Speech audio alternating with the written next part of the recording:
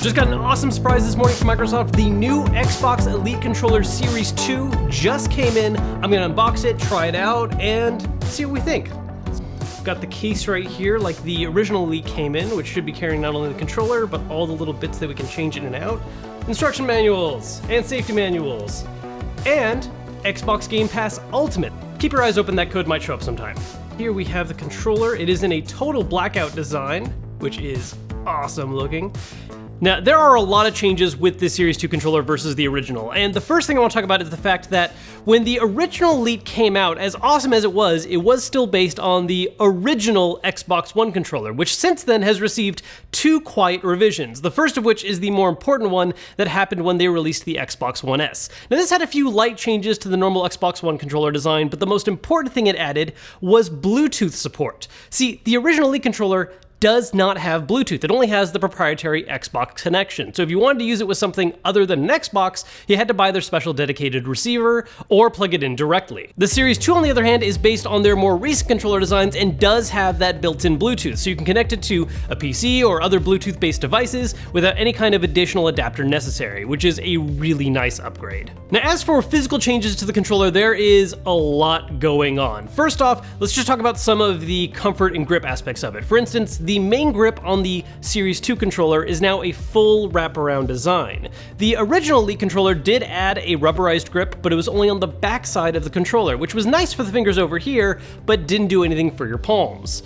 On this one, because it's a full wraparound, it is going to be a bit more comfortable during long periods of play, and is better for traction if you're the kind of person who ends up getting sweaty hands when they're playing games a lot. They've also added texturing to the top of the trigger designs as well. This is something that we've been seeing showing up in a couple of the limited edition Xbox controller designs recently. I think the PUBG one had that.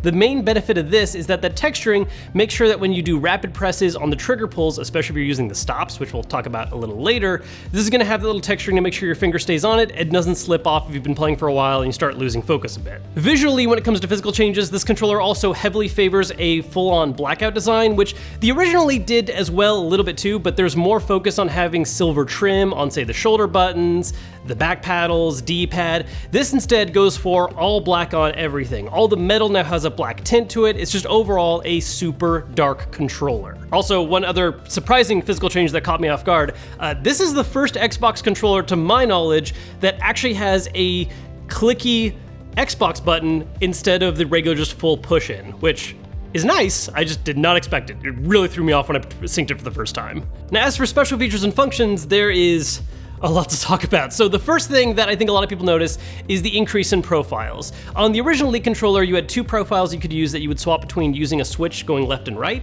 See it right here. Whereas the new Elite 2 has these three little lights right here which represent the three different customizable profiles you can have, and you swap between them using this button. Now, it's worth noting that while you have three customizable profiles, you actually kind of have four with this controller, because if you go to a fourth setting where none of these are lit up, that's just a straight up default design. That's making sure that everything works just like a regular controller. That's it. You can use that if you want, or swap to one of the three customizable designs. Next off, something that we talked about a little bit earlier is that it now uses a USB-C port instead of micro USB, and this is important for a couple of reasons. First off, USB-C is just becoming more of the standard for a lot of electronic devices, so you're more likely to have additional USB-C cables lying around, whereas micro USB is kind of disappearing, so that's nice to make sure that's staying nice and current.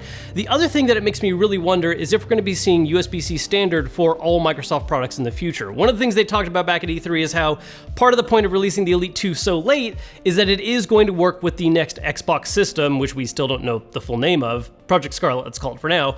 So I wonder if this is just sort of a little hint at the future of Scarlet being a USB-C focused device.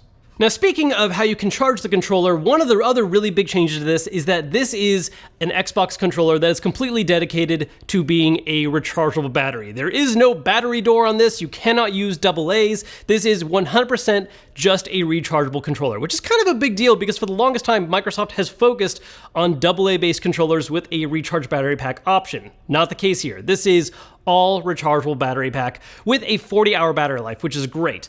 One nice little feature of this as well is that not only is this controller rechargeable, but the carrying case it comes with actually has a charging dock built into this. Now, to be clear, this is not a portable battery bank. You're not charging up the case so that you're charging the controller when you're on the go. Instead, you can have the controller sitting in the case, wrapped up nice and safely, and plug it into USB-C back here, and that's gonna give you a way to charge the controller when it's all nicely wrapped up all the time. Just a great way to keep everything together all the time.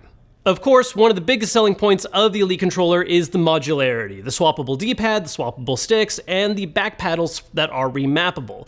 Now, this was a big thing on the original Elite controller, and most of these features have come back, but they have been fine-tuned and altered a bit for the Elite 2.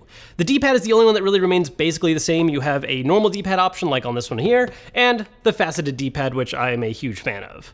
Where we start to see some differences are in the stick options. Now, the original Elite controller came with 6 different stick heads that were basically 3 pairs. You had 2 normal ones, 2 domed ones, and 2 tall sticks. This has been changed up a little bit on the Elite 2. There are no longer all pairs, and I think part of the reason for that is because some sticks are very clearly specifically designed for being used on just the right or just the left. There's not really reason to have multiples.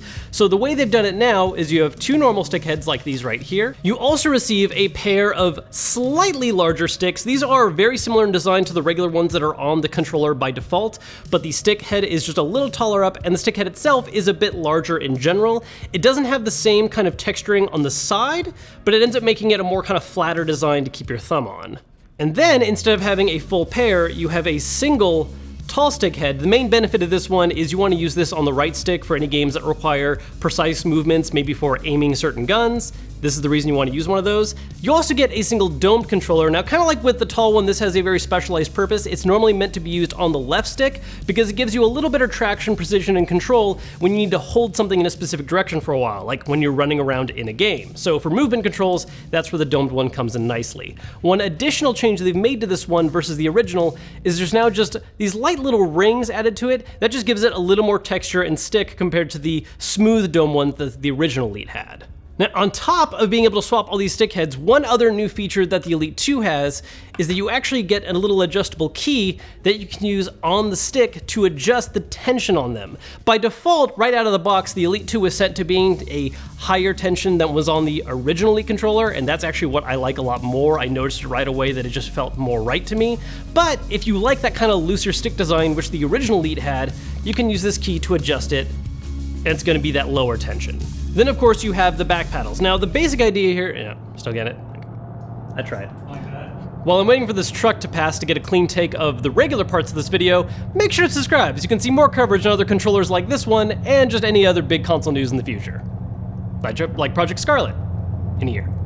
Of course, one other thing you can swap in and out is the paddles on the back. The basic idea is still the same here. These are remappable additional buttons you can have that you can attach or remove as you wish. One big change, though, is that the paddles in the Elite 2 are noticeably smaller than the ones on the original Elite.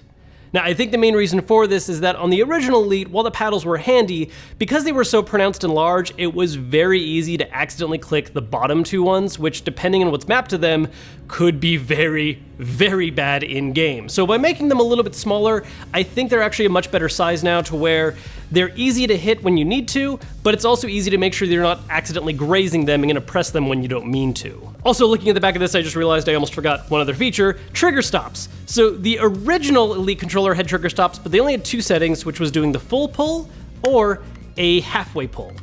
On the Elite 2, you've got the full, the halfway, and a new super short option, which is just basically a button press and allows for very rapid tapping. Now, all of these physical changes are cool on their own, but there are additional changes to the software and how you can customize the Elite controller using Microsoft's accessory app.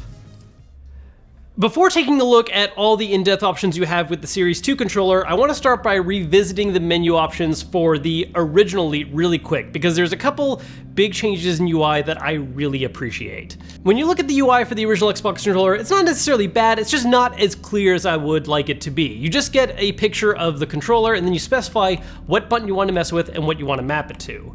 Now, on the other hand, when we switch over to the Elite Series 2 controller, you can see here that we actually get a full picture of the front and back of the controller with arrows pointing to every single button and letting you know what button it's currently set to. This allows you to see everything all at once and know the entire layout of the controller instead of having to go to each one step by step and remember, oh right, that's what I have B doing right now, that's what I have Y doing right now. No, it's all out here for you to see at the same time. This also comes with a lot more in-depth choices than you had before. For instance, you can now swap specific axes on the right and left sticks, which I'm gonna be really honest with you, I don't know the specific circumstance where this would be handy, but it's an awesome option that is there, and I'm sure there is someone out there who's going to find an amazing use for it. But the idea is that you could have, for instance, the left stick still do the up and down Y-axis of the left stick, but then swap the X-axis for left and right to being on the right stick now. So you separate which axis is on which. It's a crazy idea, but I love that it's actually there. One of the bigger options though, and I think this is honestly one of the biggest additions they didn't really cover during the initial trailer for the Elite 2,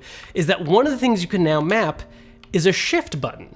And what this shift button does is that for every single button, and even things like stick sensitivity, you can assign a regular mode and a shift mode. So what this means is, most of the time I want A to act like A, but maybe there's some weird specific situation where I want the A button to do what right trigger normally does. So for that situation, I could do something like make this paddle right here the shift button, and by holding that down, A would now act like the right trigger.